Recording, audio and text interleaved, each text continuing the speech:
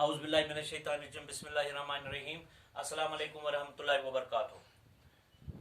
10वीं जमात के offline class में और एक मौजू लेकर आपके सामने हाजिर हूँ।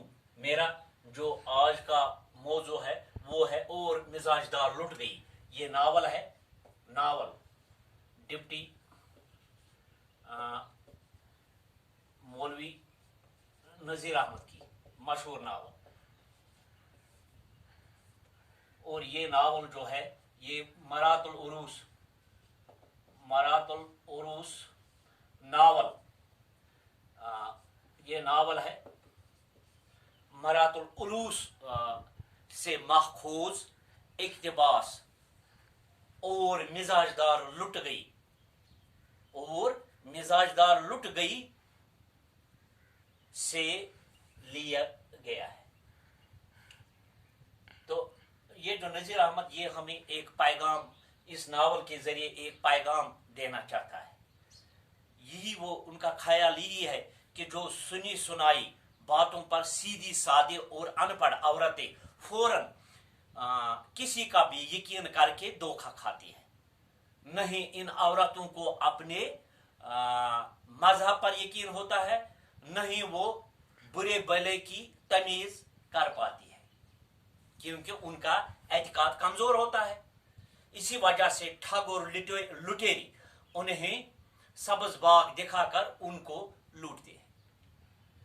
बैज़ औक़ात तालीम याफ्ता औरतें भी दरवेश नुमा ठगों के बहकावे में आ जाती है। मौलवी नज़ीर अहमद ने मरातुल उरूस जो नावल उनकी मशहूर नावल है, नावल में इसी मसले को उजागर करते हुए कहते हैं कि दीनी और दुनियाई तालीम और अपने मजहब पर पुख्ता यकीन न सिर्फ औरतों बल्कि सारे लोगों के लिए जरूरी है। मरातुल उरूस नावल से माखूज इक्तिबास और मिजाजदार लुट गई में बताया गया है कि एक ठगन किस तरह धोखा देकर मिजाजदार को लूट लेती है, एक बेवकूफ औरत को लूट लेती है। मिजाजदार बहू यानी मिजाजदार ये बहू है और इसका मियां मोहम्मद आकिल।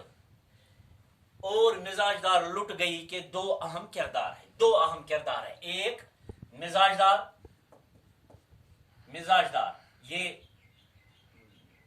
बेवकूफ है, बेवकूफ औरत। मोहम्मद आकिल शौहर, और जुल्फन नौकरानी। हजन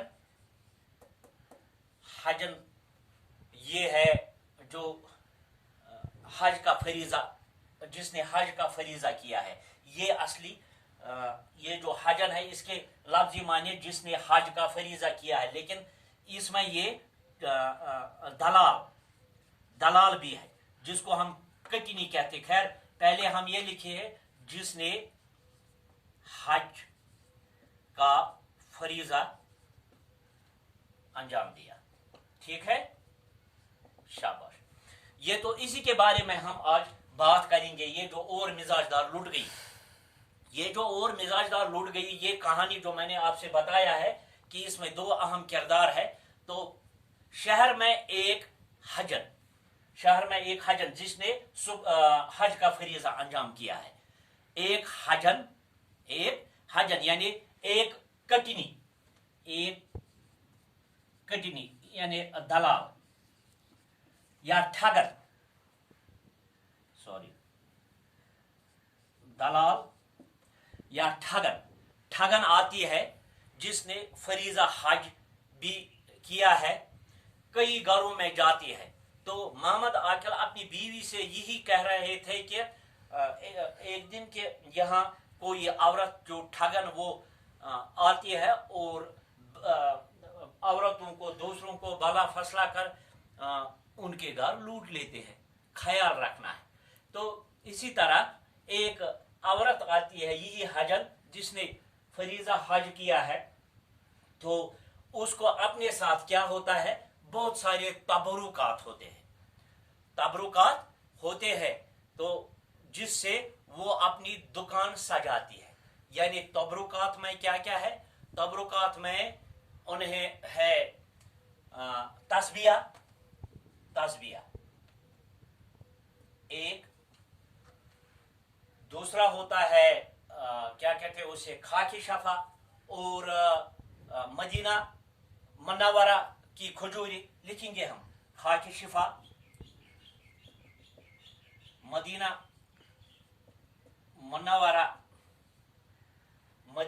منورہ کی کھجوری، اور کوہ طور کا سرما.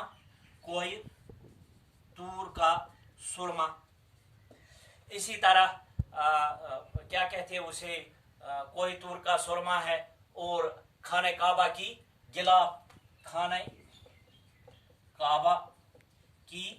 غلاف، اور دوائی زمزمائی، کیا کہتے ہیں اسے، زمزم آئی. ٹھیک ہے. اور اسی طرح دوسری چیزیں ہیں، یہ ساتھ لے کر کیا کرتی ہے کہ گلی گلی میں جا کر اپنی دکان سجاتی ہے، کیونکہ اس کی وجہ سے یہ دوسروں کو بہلا پھسلا کر ان کو لوٹ لیتی ہے. کیونکہ یہ مدینہ منورہ سے یہ حج کر کے آئی ہے، اس کے پاس وہاں کے تبرکات ہیں. تو اسی طرح یہ دکان پر یہ محلے کی ایک گلی میں بیٹھی ہوئی تھی، عورتیں بہت ساری جمع تھی. تو ایک مزاج دار جو عورت ہے، جو بیوقوف، جو سیدھی سادی عورت ہے، اس نے کیا کیا ہے، اس نے بھی سنا، اور اس نے اپنی زلفن، اپنی نوکرانی کو بھیجا، صرف اس لحاظ سے کہ اس کو یہاں بلاؤ تاکہ میں بھی ان تبرکات کی زیارت کروں.